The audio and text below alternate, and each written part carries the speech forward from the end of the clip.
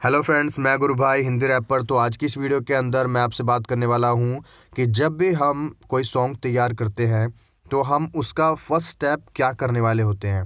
हमें क्या ऐसा चीज़ करना पड़ता है जिससे हमें पता लगता है कि ये सॉन्ग इतनी स्पीड से बनेगा, इतनी रफ्तार से बनेगा या इतनी लेंथ तक बनेगा। तो इसको शुरू करने से पहले मैं कहना चाहूँगा कि अगर आप मेरे चैनल पर नए आए हो तो प्लीज़ मेरे चैनल को सब्सक्राइब कर लेना, और मैं उम्मीद करता हूँ आप सब्सक्राइब कर भी लोगे। और इस तरह की और वीडियोस के लिए मेरे इस चैनल से जुड़े भी रहना, क्योंकि मैं इस पे बहुत इंपॉर्टेंट अच्छी अच्छी वीडियोस लाने वाला हूँ और लाता भी रहता हूँ। तो चलिए फटाफट शुरुआत करते हैं। ये एक प्रोजेक्ट मेरे पास ऑलरेडी खुला हुआ था। इन प्रोजेक्ट्स के बारे में मैं आपको आगे बताऊँगा। पहले हम कोई नया प्रोजेक्ट करते हैं या न्यू पे जाते हैं और एम्प्टी प्रोजेक्ट लेते हैं और कंटिन्यू। ये आप देख सकते हो मेरे पास कुछ इंटरफेस है। यहाँ आप नीचे देखेंगे TMP लिखा हुआ है। ये है टेम्पो, जिसका फुल फॉर्म। तो ये हमारे पास ऑप्शंस है। ये जो एक सर्कल देख रहे हो जिसको मैं रोटेट कर रहा हूँ, इसको हम बोलते हैं BPM। BPM की स्पीड को कम करना, ज़्यादा करना। मान लीजिए अगर मैं इसको पीछे करता हूँ तो इसकी स्पीड कम हो जाएगी, अगर ज़्यादा करता हूँ तो तेज़ हो जाएगी। तो जैसा आप देख सकते हैं यहाँ पे कुछ BPM के नंबर दिखाई दे रहे हैं। इस नंबर का मैं मीनिंग आपको बता देता हूँ डिटेल में, कि इस नंबर का मतलब है कि कितनी बीट्स आपकी एक मिनट में कवर करती है। जैसे यहाँ पे BPM लिखा है, BPM का फुल फॉर्म है बीट्स पर मिनट। मान लीजिए अगर आप कोई भी दूरी को नापते हैं, किसी भी घंटे को नापते हैं, सेकंड को नापते हैं, या किसी भी चौड़ाई, लंबाई या सेंटीमीटर, मीटर तो नापते हैं, उसी तरह से हमारे म्यूज़िक के अंदर जो सिस्टम चलता है, सॉफ्टवेयर जिसे हम डॉ सॉफ्टवेयर बोलते हैं। डॉ की फुल फॉर्म है डिजिटल ऑडियो वर्कस्टेशन। डॉ सॉफ्टवेयर की जो अंदर जब हम काम करते हैं तो हमारे पास एक रूलर होता है। जैसे ये आप देख सकते हो ऊपर ये निशान लगे हुए हैं, ये एक स्केल है, रूलर है, जिसके अंदर हम अपने काम को शुरू करते हैं। हम अपने रूलर में नापने से पहले हम किसी भी इंसान का टेम्पो लेते हैं। तो टेम्पो लेने के लिए हमारे को ये चीज़ बहुत ज़रूरी मायने रखती है कि हम उसका क्या BPM रखें कि वो म्यूज़िक बनाना शुरू हो सके। अब ये क्यों रखना ज़रूरी है वो भी मैं आपको बताऊंगा। पहले मैं इसका एक BPM रख लेता हूँ। मान लीजिए मैं 90 रखता हूँ, जो कि 90 या 100 रखता हूँ, जो कि नॉर्मली हम आज के टाइम में यूज़ करते हैं। तो अब मैं यहाँ M के ऊपर क्लिक मारूंगा तो क्लिक देखना, यहाँ पे M है, M मतलब मेट्रोनोम।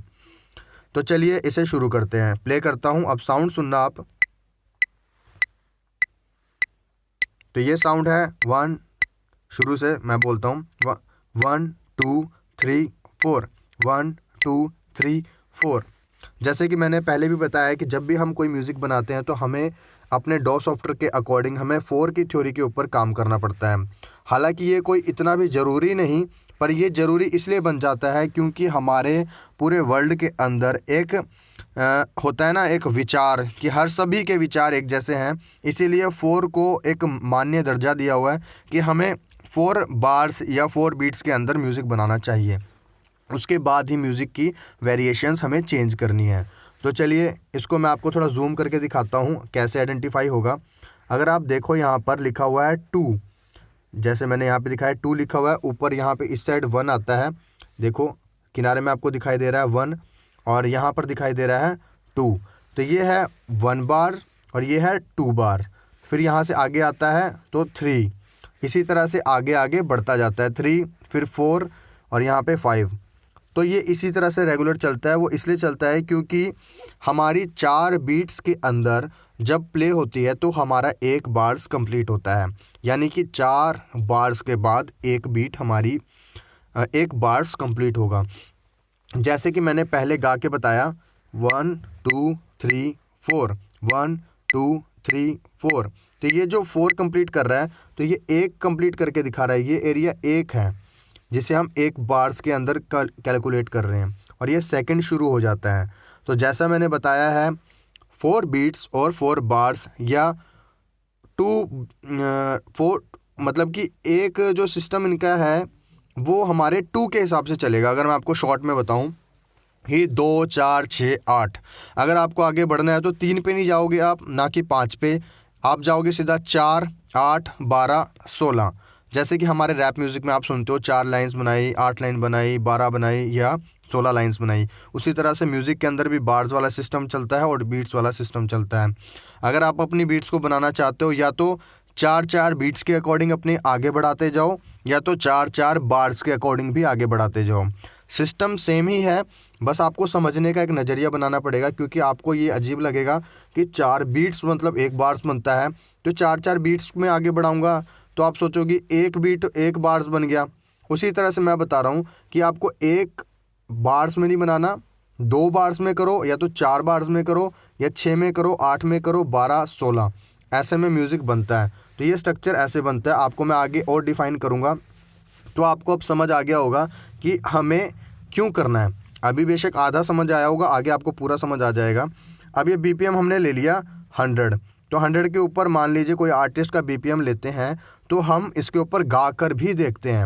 म्यूज़िक बनाना तो है ही हमारे को, पर हमें गा कर भी देखना है। तो मैं गा के देख लेता हूँ फटाफट।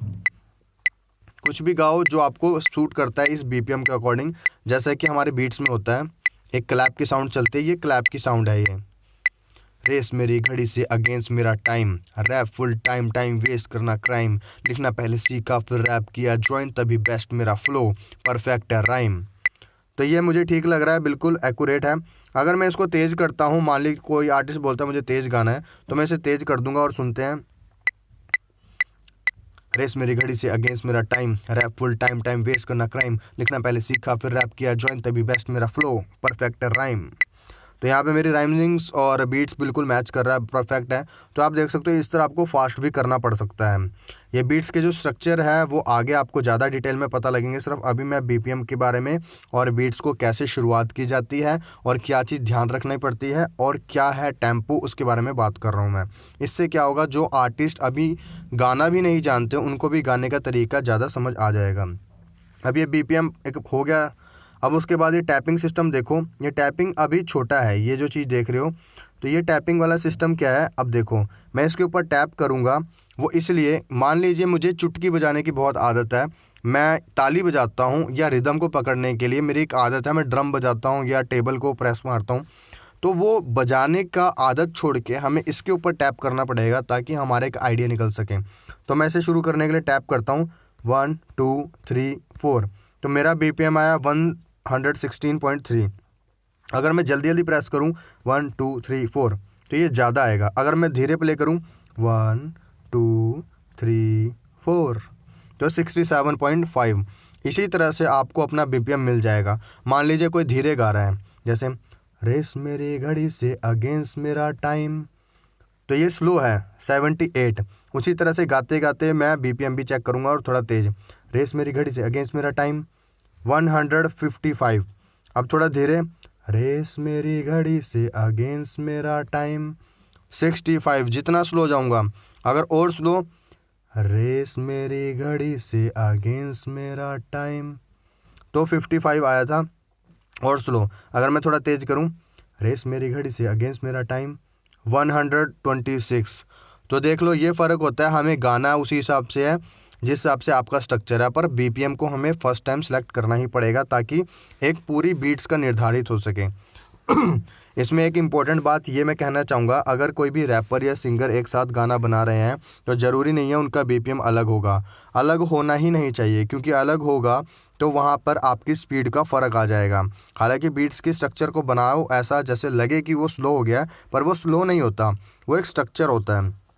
पर मैं ये कहूँगा कि आपको ध्यान देना है कि हमारी बीट्स पूरी एक ही बीपीएम पर चलनी चाहिए ताकि वो अच्छे से मेंटेन करे, एक टाइम लिमिट जो लेंथ होती है वो बिल्कुल परफेक्ट बने।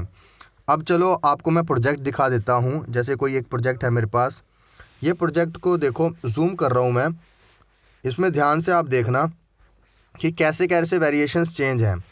तो इन्होंने जो स्ट्रक्चर चेंज किया है, देखो यहाँ पे 1 है और ये स्ट्रक्चर 4 बीट्स के अंदर ये आ रहा है, 2 बार्स में आ रहा है ये।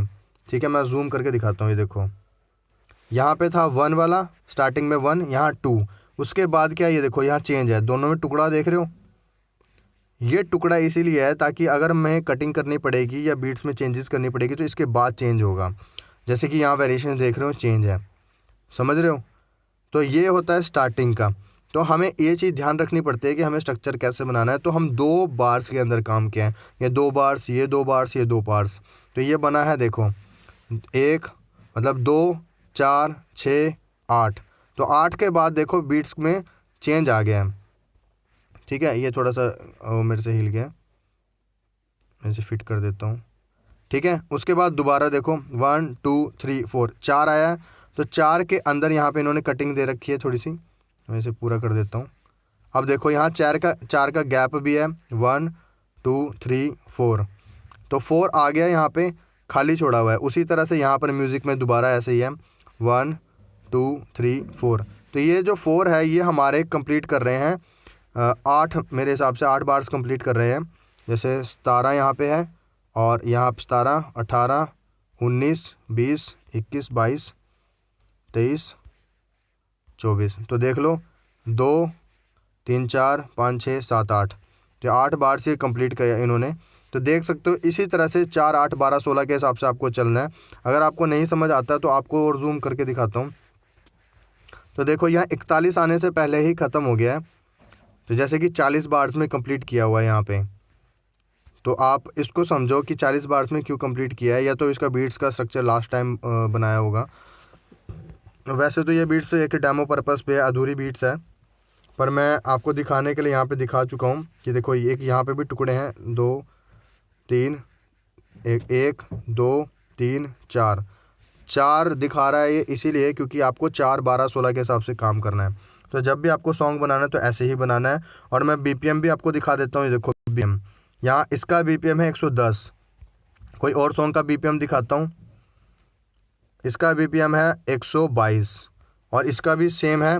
देखो स्ट्रक्चर 1 2, देखो 1 2 3 4, ये रेड जो गुलाबी सा है ये 4 तक जा रहा है, समझ रहे हो। अब मैं आपको दूसरा खोल के दिखाता हूँ, ये देखो इसका 125, इसका चेंज, सबका चेंज मिलेगा आपको। आप अपने हिसाब से सेम भी रख सकते हो, कोई दिक्कत वाली बात नहीं। इसको जूम करके दिखाता हूँ, देखो 1 2 3 4। तो ये देख रहे हो 1 2 3 4। ये बॉक्सेस जो डार्क में हो रखे हैं इनको आपको गिनना है, उस हिसाब से म्यूज़िक को चेंजेस में लाना है। ये देखो पूरा एक लेंथ है, इतना बड़ा ये एक लेंथ है। तो इस लेंथ को देखो कितना दूर तक रखा है, और लास्ट का पॉइंट इन्होंने चेंज कर दिया, पर कंप्लीट इसी के अंदर करना है हमें। जिस तरह आप किसी बीट्स के ऊपर गाते हो, हमें बीट्स के अंदर ही रहना पड़ता है, हमें बीट्स से बाहर नहीं जाना होता है। तो ये होता है बीट्स पर गाना, और बीट्स के ऊपर, स्केल के ऊपर, टेम्पो के ऊपर म्यूज़िक बनाना। तो मैं उम्मीद करता हूँ आपको ये वीडियो बहुत अच्छी लगी होगी, और बहुत डिटेल में मैंने बता दिया है, होप समझ में आया होगा।